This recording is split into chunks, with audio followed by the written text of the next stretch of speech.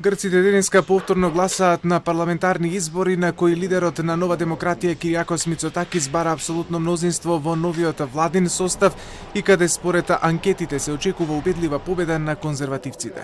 Право на глас имаат нешто помалку од 10 милиони граѓани кои ќе гласаат на изборите на кои учествуваат 32 партии, коалиции или самостојни кандидати. Οι προσδοκίες μας είναι να συνεχίσει η χώρα την αναπτυξική πορεία που έχει τα τελευταία χρόνια και ελπίζουμε προς το καλύτερο για όλους. Ακριβώς. Και να είναι, ελπίζουμε, οι τελευταίες εκλογές. Ήταν πολύ ωραία βέβαια που ξανά ήρθαμε και είχαμε την ευκαιρία να ψηφίσουμε και νιώπαντροι. Αλλά σίγουρα νομίζω ότι η πορεία της χώρας μπορεί να συνεχίσει έτσι, την ανάπτυξη που νομίζουμε ότι είχε ήδη πάρει. Ελπίζουμε να βγει μια κυβέρνηση με αυτοδυναμία για να μην ταλαιπωρηθεί άλλο ο τόπος και ελπίζουμε σε καλύτερες μέρες, σε μια δικαιοσύνη, σύστημα υγείας, παιδεία, να πάνε όλα καλά, πραγματικά ο Έλληνας να μπορέσει να ζήσει καλύτερα από αυτές τις εκλογές, αν δυνατόν να γίνουν αυξήσεις στους μισθούς, στις συντάξεις, ό,τι μπορεί καλύτερο να γίνει για την Ελλάδα, αυτό ελπίζουμε.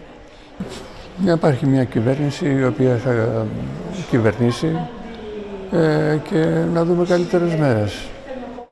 Лидерот на Сириза Алексис Ципрас утрово го даде својот глас. Говорејќи по гласањето во западната атинска населба, Ципрас се чинеше дека прифати дека неговата партија ќе биде опозиција во следните 4 години.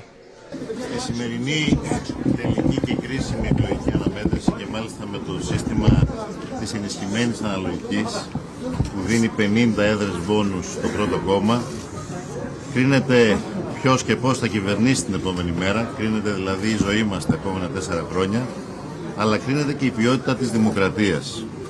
Κρίνεται αν την επόμενη μέρα θα έχουμε μια κυβέρνηση ανεξέλεγκτη ή ισορροπία στη δημοκρατία και στο πολιτικό μας σύστημα. Αν θα έχουμε και ισχυρή αντιπολίτευση να ελέγχει την κυβέρνηση.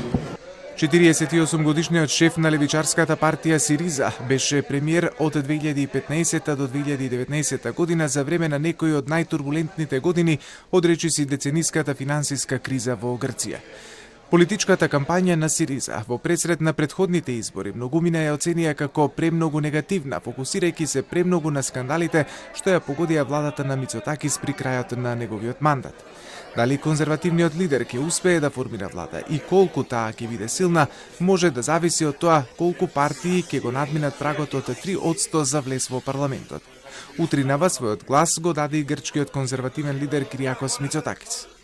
Σήμερα τον λόγο τον έχουν οι πολίτες και η δημοκρατία. Είναι μέρα χαράς και ευθύνης. Ψηφίζουμε για δεύτερη φορά μέσα σε λίγες εβδομάδες για να αποκτήσει ο τόπος μια σταθερή και αποτελεσματική κυβέρνηση με ορίζοντα τετραετίας. Είμαι απόλυτος βέβαιος ότι οι πολίτες θα κάνουν το καθήκον τους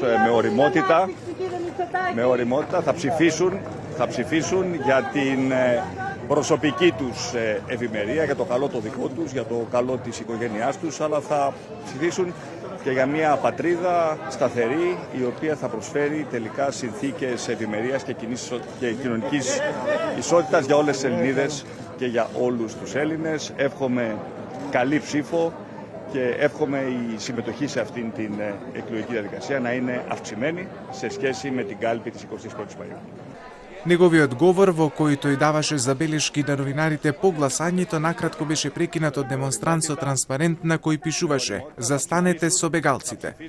Грците гласаат на вторите општи избори за помалку од 2 месеци, при што конзервативната партија на власт во последните 4 години е силен фаворит за победа со широко мнозинство.